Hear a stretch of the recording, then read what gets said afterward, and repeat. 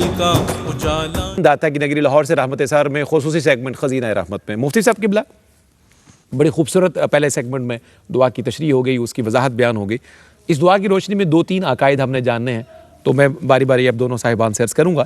مالک حقیقی اللہ کی ذات ہے، یہ دعا سب سے پہلے یہ عقیدہ سکھاتی ہے، اس پر کچھ عنایت کیجیے۔ جی بالکل، آغاز ہی یہیں سے ہوتا ہے، قل اللہم مالک الملک۔ مالک الملک، تو وہ صرف مالک نہیں ہے، وہ ملک الاملاک ہے، واہ بھائی واہ، سبحان اللہ، سبحان اللہ، وہ بادشاہوں کا بادشاہ ہے، وہ ملک مالکوں کا مالک ہے۔ درست، وہ جو بھی مالک ہیں کائنات میں، ان کو ملکیت عطا کرنے والا بھی وہی ہے اور ان کا بھی مالک ہے۔ واہ واہ واہ، سبحان جو مالک ہیں ان کا بھی مالک ہے، مالک بھی ہے اور خالق بھی ہے، خالق بھی ہے، مالک بھی ہے، رازق بھی ہے، اور باقی ہر ایک کی ملکیت محدود ہے۔ واہ، بہت خوبصورت ہے۔ وہ اللہ ہے جس کی ملکیت ان لمیٹڈ ہے، ہر ایک کی ملکیت عارضی ہے، بہت اچھا، اس کی ملکیت دائمی ابدی سرمدی ہے۔ واہ واہ، اور مجھے اعلیٰ حضرت یاد آئے کہ میں تو مالک ہی کہوں گا، کہ ہوں مالک کہ حبیب، ہو مالک حبیب، واہ بھائی واہ، یعنی محبوب و محب میں نہیں میرا تیرا۔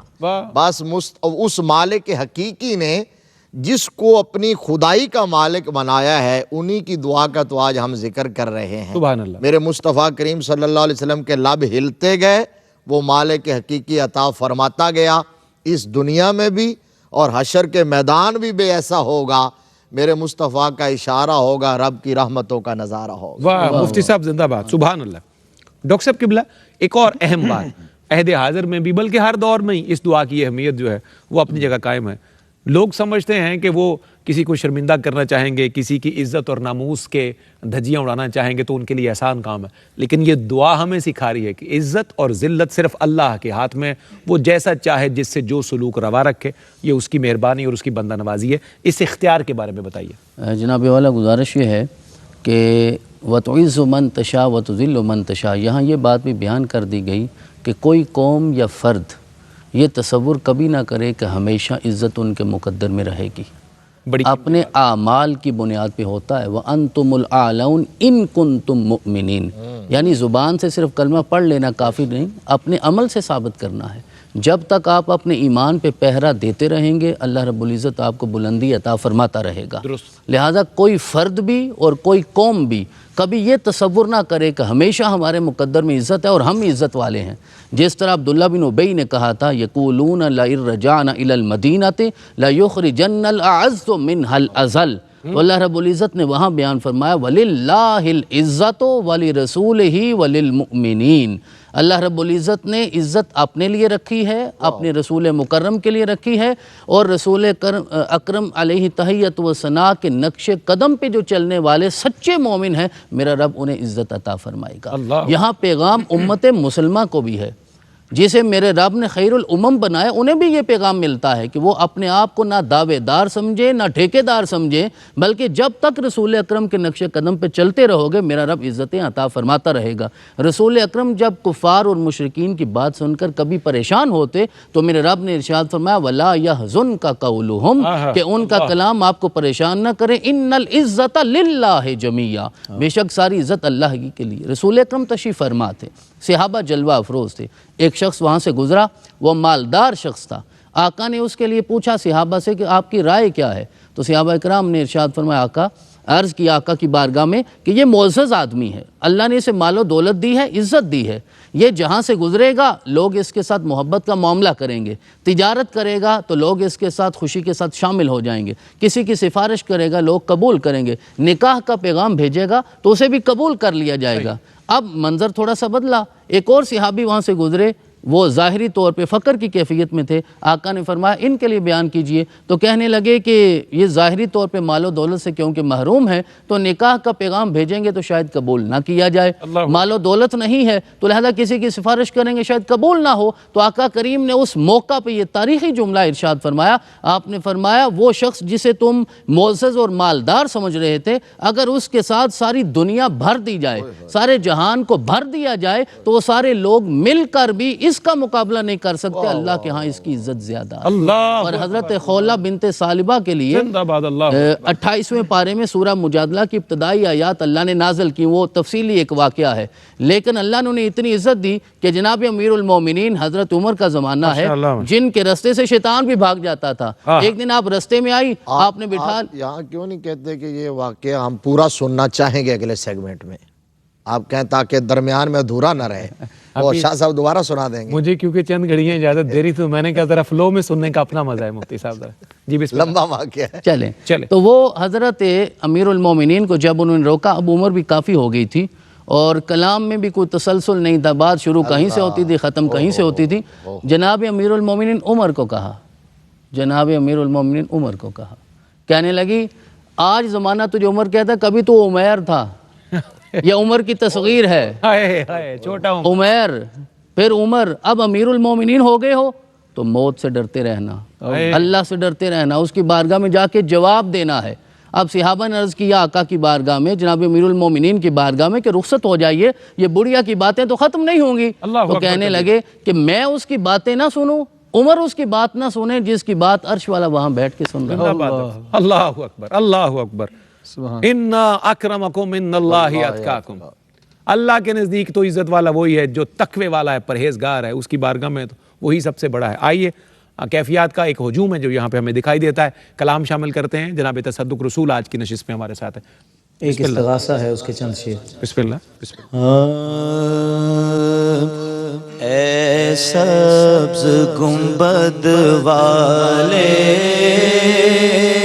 منظور دعا کرنا، اے سبز گنبد والے منظور دعا کرنا، جب وقت نزا آئے دیدار عطا کر، دیدار عطا کرنا۔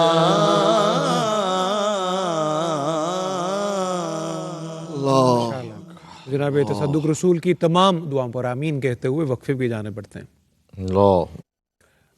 ناظرین آپ کا خیر مقدم، حضور رحمت عالم صلی اللہ علیہ وآلہ وسلم کی دعا سے اکتساب فیض ہم کر رہے ہیں سارے فقیر مل کر۔ اللہ کریم ہمارا کاسہ سوال جو ہے اس میں وسیع خیرات حضور رحمت عالم صلی اللہ علیہ وسلم کی بارگاہ سے نصیب فرمائے۔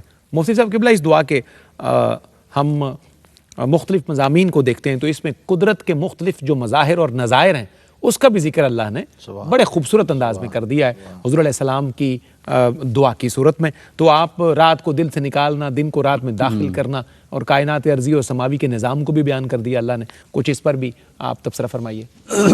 در حقیقت تو وہ جو منافقین کا تھا نا اعتراض اور خدشہ تھا، تو چونکہ اس کا جواب دینا مقصود تھا اس لیے فرمایا محبوب کہہ دیجئے، تو آگے اللہ تبارک و تعالیٰ نے اپنی ساری شان محبوب کی زبان سے بیان کروائی، کیا کہنا ہے سبحان اللہ، اپنی عظمت کا، قوت، قدرت کا اظہار۔ اور ان قدرتوں میں ایک یہ بھی ہے کہ تولج اللیل فی النہار و تولج النہار فی اللیل، یا اللہ تو ہی ہے جو رات کو دن میں اور دن کو رات میں داخل کرتا ہے۔ اللہ اب یہ دن کو رات میں اور رات کو دن میں داخل کرنے کی ایک تفسیر یہ ہے کہ اس سے مراد یہ ہے کہ کبھی رات بڑھ جاتی ہے، کبھی دن بڑھ جاتا ہے۔ بہت اچھا، یعنی گرمیوں کے اندر دن بڑا ہوتا ہے، رات چھوٹی ہوتی ہے، تو جب سردیاں آتی ہیں تو وہ رات بڑھتی جاتی ہے، دن ہے وہی 24 آور، آورز وہی، گھڑیاں وہی، ٹھیک ہے، آورز وہی ہے، تو انہی میں تو یہ ہے کہ اس کا حصہ ادھر، یہ اللہ کی شان ہے، یہ اور کون کر سکتا ہے؟ کائنات کا کوئی اور شخص ایک منٹ جو ہے، ایک سیکنڈ ادھر کا ادھر نہیں کر سکتا، یہ میرے مصطفیٰ کے خدا کی شان ہے۔ اللہ اور پھر اس سے اگلی بات جو ہے فرمایا کہ مردے کو زندہ سے نکالتا ہے اور زندہ کو مردے سے نکالتا ہے۔ اب یہ بھی شان صرف اللہ وحدہ لا شریک کی ہے۔ اب اس کی بھی کئی تفسیریں ہیں، مردے کو زندہ سے نکالنا اور زندہ سے مردے سے زندہ کو نکالنا، نطفے سے زندہ انسان پیدا کرنا، ہائے ہائے ہائے ہائے اللہ اکبر، انڈے سے جو ہے پرندہ نکال دیتا ہے، یہ ہے مردے سے زندہ نکالتا ہے، اور کافر کی نسل میں سے اللہ صاحب ایمان پیدا کرتا ہے، کیا کہنا ہے، مردے سے، اور پھر زندوں سے مردہ نکالنا اس کا برعکس ہے کہ انسان سے نطفہ پیدا ہوتا ہے وہ مردہ ہوتا ہے، اسی طرح پرندے سے انڈا پیدا ہوتا ہے، وہ مردہ ہوتا ہے، اسی طرح بسا اوقات اہل ایمان کے گھر میں کافر پیدا ہو جاتا ہے۔ یہ یخرج الحی من المیت و مخرج المیت من الحی، اس کی کئی، چونکہ قرآن پاک میں یہ بہت ساری جگہ پر یہ آیا کریم آئی ہے، اس کا ایک تو وہ تفسیر ہے کہ زندہ کو مردہ سے اور مردہ کو زندہ سے، اور ایک یہ تفسیر ہے کہ نیک لوگوں کے ہاں بد پیدا ہوتے ہیں اور بدکاروں کے ہاں نیک پیدا ہوتے ہیں، اللہ اکبر، کافروں کے ہاں مومن پیدا ہوتے ہیں، مومنوں کی کوکھ سے کئی کافر جنم لیتے ہیں، یہ شان بھی میرے رب تعالیٰ کی۔ اللہ اکبر کبیرہ، اللہ اکبر۔ شاہ صاحب قبلہ، اللہ کی شانوں کا ذکر ہے تو بندے کو بے حساب رزق دینا، اس کے گمان اور تصور سے بھی باہر، بیونڈ لیمٹس اللہ رزق عطا کرتا ہے، تو یہ بھی اللہ کی شان ہے، شان رضا کی۔ اس پر بھی کچھ تبصرہ فرمائیے۔ صفدر بھائی، وَتَرْزُقُ مَن تَشَاءُ بِغَيْرِ حساب، اس میں دراصل جو فلسفہ دیا گیا ہے نا، وہ یہ ہے کہ اللہ رب العزت کی اپنی حکمت ہے کہ وہ کسے کتنا عطا فرماتا ہے۔ ظاہری طور پہ ہمارے علم اور عقل اور دانش کی روشنی میں اگر ہم دیکھیں، ظاہری طور پہ ایسے لگتا ہے جنہیں زمانہ مولا کائنات کہتا ہے ان کے گھر میں تھا ہی کچھ نہیں، ظاہری طور پہ۔ اللہ اکبر۔ جناب رسول اللہ صلی اللہ علیہ وسلم پتھر باندھے ہوئے ہیں، جو واقعہ ہم نے پہلے عرض کیا ہے، اور نمرود کو، فرعون کو ظاہری طور پہ اتنا ملا ہے، تو پھر ذہن میں سوال پیدا ہوتا ہے اللہ کی حکمت کیا ہے، فلسفہ کیا ہے، وہ کیوں ایسا کرتا ہے؟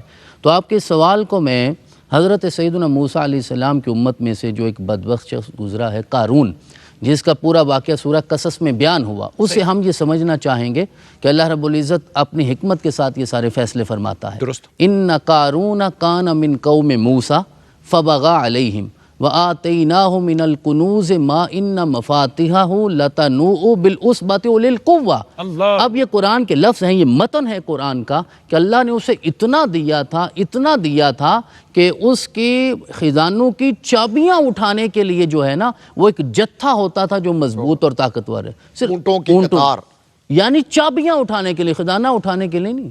وہ کتنا بڑا خزانہ کتنا ہوگا، بڑا، فبغى علیہم، لیکن اس سے وہ ہضم نہ ہوا اللہ کا دیا ہوا نا، وہ باغی ہو گیا، اس کے اندر غرور اور تکبر پیدا ہو گیا۔ اور جب اسے پوچھا جاتا تھا کہ یہ تمہیں کہاں سے ملا ہے، تو وہ کہتا انما اوتیتہ علی علم عندی، یہ میں نے اپنے علم سے، اپنی عقل سے، اپنی دانش اور اپنی محنت سے کمایا ہے۔ تو میرے رب نے ارشاد فرمایا اولم یعلم ان اللہ قد اہلک من قبلہ من القرون من ہوا اشد منہ قوۃ واکثر جمعا، کیا وہ اتنا نہیں جانتا کہ اللہ نے اس سے پہلے بھی اتنی طاقت والے پیدا کیے اور فنا ہو گئے، ختم ہو گئے؟ یہ سمجھتا ہے کہ اللہ نے نہیں دیا، جناب موسیٰ کا صدقہ نہیں ہے درمیان میں نے خود اپنے علم سے کمایا ہے۔ اگر یہ سمجھتا ہے تو اپنا انجام دیکھ لے گا۔ اب دو گروہ ہو گئے اس کی قوم میں سے، کچھ لوگ جب اس کی مال و دولت کو دیکھتے تھے تو انہوں نے بھی اللہ کی بارگاہ میں التجا کر دے، مولا ہمیں بھی دے دے، اور ایک گروہ وہ تھا کہ جسے مال و دولت سے لالچ نہیں تھی۔ فخرج علی قومہ فی زینتی قال الذین یریدون الحیاۃ الدنیا یا لیت لنا مثل ما اوتی قارون، مولا جتنا اسے دیا ہے تو عطا کر سکتا ہے نا، ہمیں بھی عطا کر دے۔ اب وہ لوگ اسے دیکھتے تھے، حسد بھی پیدا ہوتا تھا، کچھ لوگوں کے اندر تمنا بھی پیدا ہوتی تھی۔ وَقَالَ الَّذِينَ أُوتُوا الْعِلْمَ وَيْلَكُمْ ثَوَابُ اللَّهِ خَيْرٌ لِمَنْ آمَنَ وَعَمِلَ صَالِحًا، لیکن جنہیں اللہ نے حقیقی علم عطا فرمایا تھا ان کے اندر یہ لالچ نہیں تھا، وہ کہتے تھے اللہ راضی ہو گیا، اس کا رسول جناب موسیٰ راضی ہو گئے تو ہمیں دنیا کے مال و دولت کی لالچ نہیں ہے۔ اب یہ دو گروہ ہو گئے۔ فَخَسَفْنَا بِهِ وَبِدَارِهِ الْأَرْضِ، قرآن کہتا ہے ایک دن وہ نکلا پوری اپنی زینت کے ساتھ، لشکر جرار کے ساتھ، اللہ کا حکم آیا، اب سارے خزانوں کے ساتھ اسے زمین میں دنسا دیا گیا، زندہ زمین میں دنسا دیا گیا۔ یہ عبرت والا منظر دیکھنے کے بعد قرآن یہاں کنکلیوڈ یہ کرتا ہے، جی میں آپ کی بات سمجھ گیا ہوں، قرآن یہاں کنکلیوڈ یہ کرتا ہے کہ یہ جب سارا منظر دیکھنے کے بعد وہ لوگ جو کل تک تمنا کر رہے تھے کہ ہمیں بھی اس جیسا مال مل جائے، وَأَصْبَحَ الَّذِينَ تَمَنَّوْا مَكَانَهُ بِالْأَمْسِ يَقُولُونَ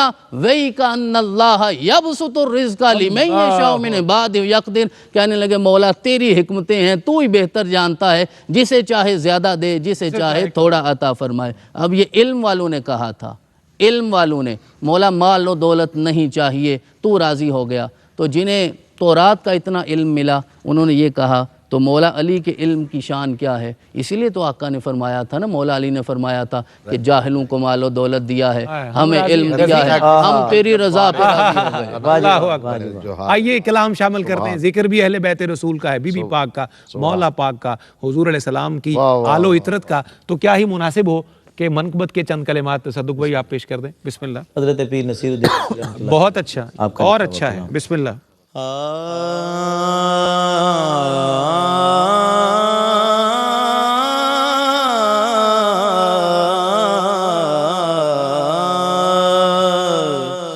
کیوں کرنا ہوں میں یار سخا فاطمہ زہرا، کیوں کرنا ہوں میں یار سخا فاطمہ زہرا، ہیں دختر محبوب خدا فاطمہ زہرا، ہیں دختر محبوب خدا فاطمہ زہرا۔ اور پوچھا جو کسی نے کہ ہیں خاتون جنا کون، پوچھا جو کسی نے کہ ہے خاتون جنا کون، تو آہستہ سے رضوان نے کہا فاطمہ زہرا، آہستہ سے رضوان نے کہا فاطمہ زہرا۔ اور اوصاف حمیدہ میں اوصاف حمیدہ میں وہ ممتاز ہے سب سے، اوصاف حمیدہ میں وہ ممتاز ہے سب سے، ہیں جملہ خواتین سے جدا فاطمہ زہرا، ہیں جملہ خواتین سے جدا فاطمہ زہرا۔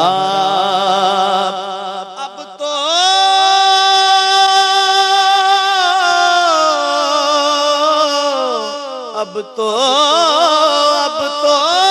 غیب نصیر ان سے عقیدت کا یہ عالم،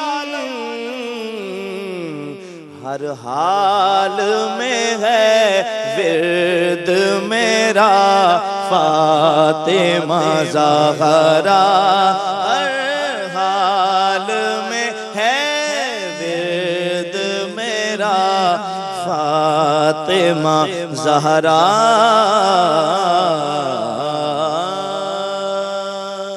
سبحان اللہ، سبحان اللہ۔ خیال و خواب سے اونچی اڑان رکھتے ہیں جو خاک طیبہ پہ ماتھے کو آن رکھتے ہیں، بقیہ پاک میں گنبد سے نور آتا ہے، حضور سیدہ زہرا کا دھیان رکھتے ہیں۔ مختصر وقفہ۔ خوش آمدید ناظرین، پروگرام کی اختتامی گھڑیاں ہیں آج کے پروگرام کو، اس کے موضوع کو سم اپ کرتے ہیں۔ مفتی صاحب چند جملے آج کے موضوع کا خلاصہ کلام نشر فرما دیجئے۔ اس میں دو جملے بڑے ٹیکنیکل ہیں، ایک تو بیجادی الخیر جو ہے، جی بہتر۔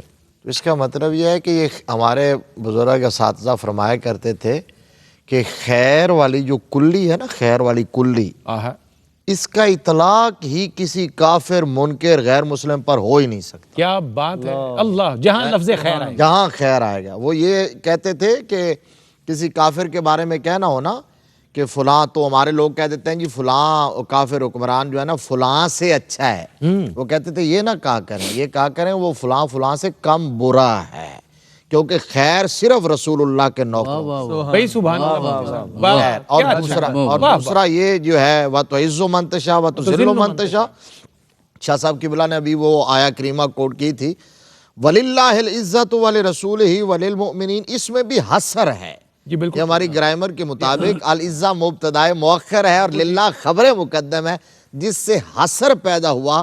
اب اس کا مطلب یہ ہے کہ جو کافر ہے وہ آپ کے دروازے تک دودھ کی نہریں اور شہد کی نہریں بھی لے آئے نا، پھر بھی عزت اس کے لیے نہیں ہے، عزت کعبے کی چھت پر کھڑے ہوئے نبی کے بلال کی ہے۔ اللہم صلی حضور کے علی محمد نوکروں وعلی کے لیے۔ آلہ۔ ڈاکٹر صاحب قبلہ آپ کیسے کنکلوژن ڈرا کرتے ہیں آج کی نشست کا؟ قل لمن الارض ومن فیہا ان کنتم تعلمون، ارشاد فرمایا گیا کہ آپ پوچھئے کہ اس زمین کا مالک کون ہے، اگر تم جانتے ہو تو بتاؤ۔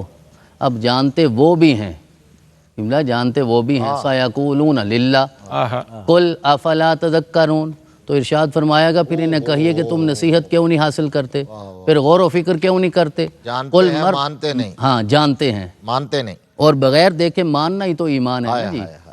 قل مر رب السماوات السبع و رب العرش العظیم، دوسری آیت مبارکہ میں ارشاد فرمایا کہ ان سے پوچھئے کہ ان 7 زمین و آسمان کا مالک کون ہے، عرش عظیم کا رب کون ہے، پھر بھی کہتے ہیں سیقولون للہ قل افلا تتقون۔ جب سب کچھ جانتے ہو تو پھر مان بھی لو، متقی کیوں نہیں بنتے، پرہیزگار کیوں نہیں بنتے، اللہ سے ڈرتے کیوں نہیں ہو؟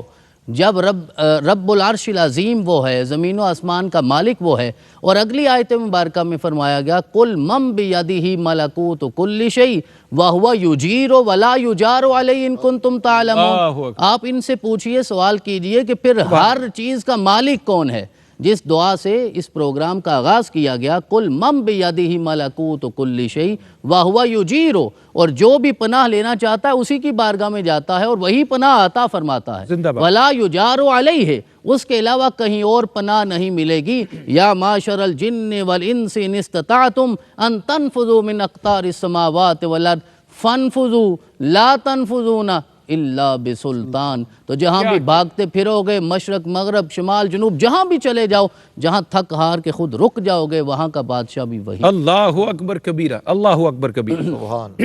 آپ نے معزز مہمانوں کا شکریہ ادا کرتے ہوئے اختتامی کلمات اور کلام کی طرف بڑھتے ہیں۔ قاری صاحب قبلہ آپ کا، مفتی صاحب قبلہ بہت شکریہ، شاہ جی بڑی بندہ نوازی، تصدق بھائی آپ کا، فرحاد کا اور عدیل کا بہت شکریہ۔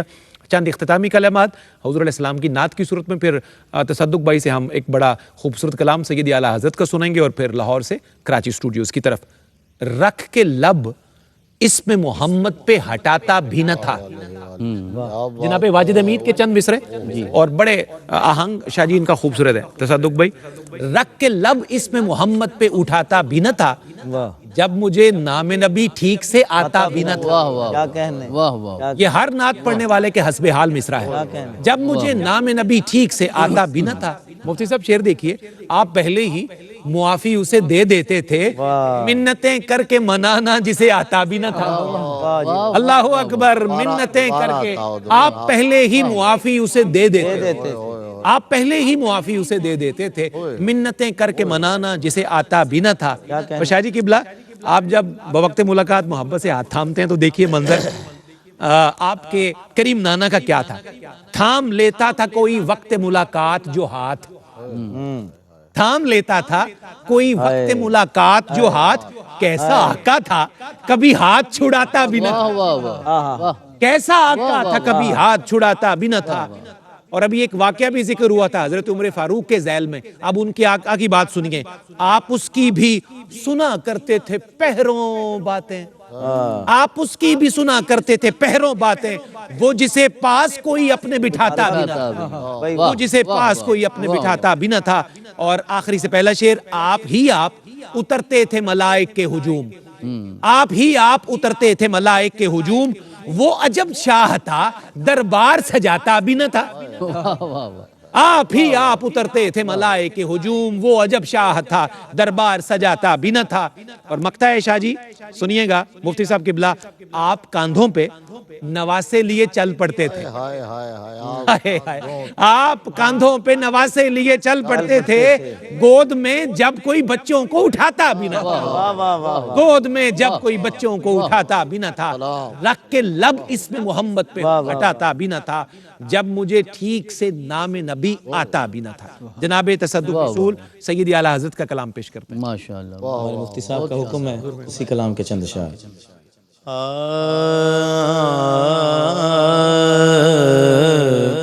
زمین و زمان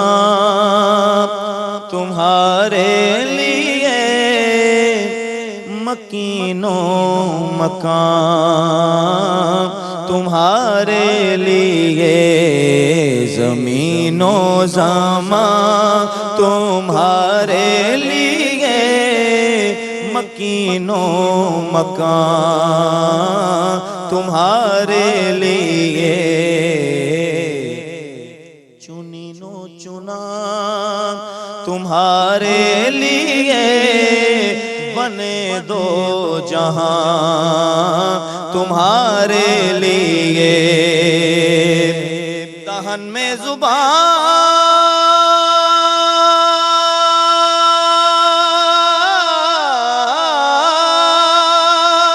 تمہارے لیے، بدن میں ہے جان تمہارے لیے، ہم آئے یہاں تمہارے لیے، اٹھیں بھی وہاں تمہارے لیے، ہم آئے یہاں تمہارے لیے، اٹھیں بھی وہاں تمہارے لیے، اور خلیل و نجیب،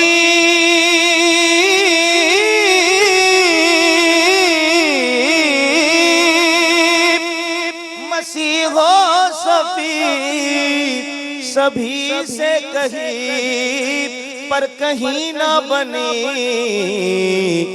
یہ بے خبری کہ خلق پھری کہاں سے کہاں تمہارے لیے، یہ بے خبری کہ خلق پھری کہاں سے کہاں تمہارے لیے،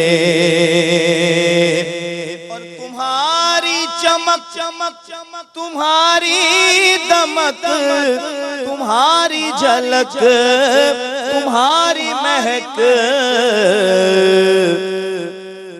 زمین و فلک سما کو سمک میں سکہ نشان تمہارے لیے، ہم آئے یہاں تمہارے لیے، اٹھیں بھی وہاں تمہارے لیے۔ اتنا کچھ کہنے کے بعد اعلیٰ حضرت کیا بیان فرماتے ہیں کہ صبا وہ چلے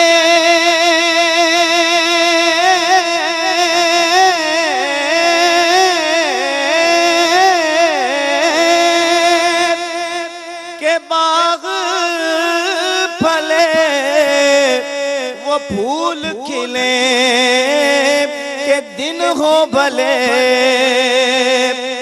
صبا وہ چلے کہ باغ پھلے، وہ پھول کھلے کہ دن ہو بھلے، لوا کے تلے ثنا میں کھلے رضا کی زبان تمہارے لیے، لوا کے تلے ثنا میں کھلے۔